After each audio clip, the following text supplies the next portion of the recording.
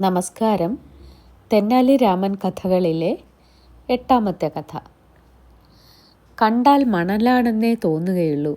വാസ്തവത്തിൽ അത് പഞ്ചസാരയാണ്. ഏറ്റവും വിശേഷപ്പെട്ടതാണ്.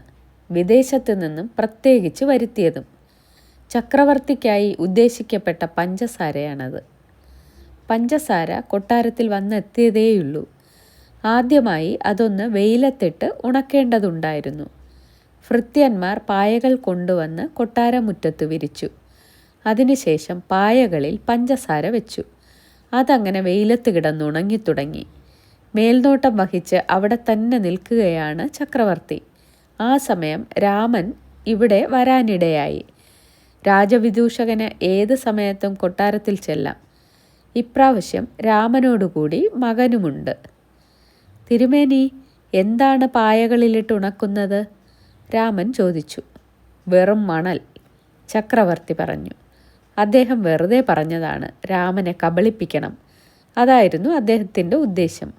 അകമേ ചിരിച്ചുകൊണ്ട് അദ്ദേഹം അന്തഃപുരത്തിലേക്ക് പോയി. ഇന്ന് ഞാൻ രാമനെ പറ്റിച്ചത് തന്നെ. പഞ്ചസാര മണലാണെന്ന് അയാളോട് പറഞ്ഞു. അയാൾ കണ്ണുമടച്ച് വിശ്വസിച്ചു. അദ്ദേഹം രാജ്ഞിയോട് പറഞ്ഞു, രാമൻ എന്താണ് ചെയ്യുന്നത് എന്ന് അറിയാമല്ലോ.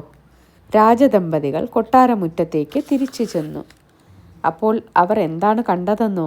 രാമനും മകനും ചമ്രം പടിഞ്ഞിരിക്കുന്നു. ഇരുവരും പായകളിൽ നിന്ന് പഞ്ചസാര വാരുന്നു. സുഖമായി തിന്നുകയും ചെയ്യുന്നു. അപ്പോൾ ചക്രവർത്തിക്കൊന്ന് തീർച്ചയായി. പഞ്ചസാര തന്നെയാണെന്ന് രാമൻ ഊഹിച്ചിരിക്കുന്നു. അമളി പറ്റിയത് രാമനല്ല, തനിക്കാണ്. എന്താ രാമ നിങ്ങൾ രണ്ടുപേരും കൂടി ചെയ്യുന്നത്? അദ്ദേഹം ചോദിച്ചു. രാമൻ്റെ മറുപടി ഇതായിരുന്നു. തിരുമേനി, എൻ്റെ പശുവിന് ഒരു കുട്ടിയുണ്ടായിരുന്നു. ആ കന്നുകുട്ടി ചത്തുപോയി.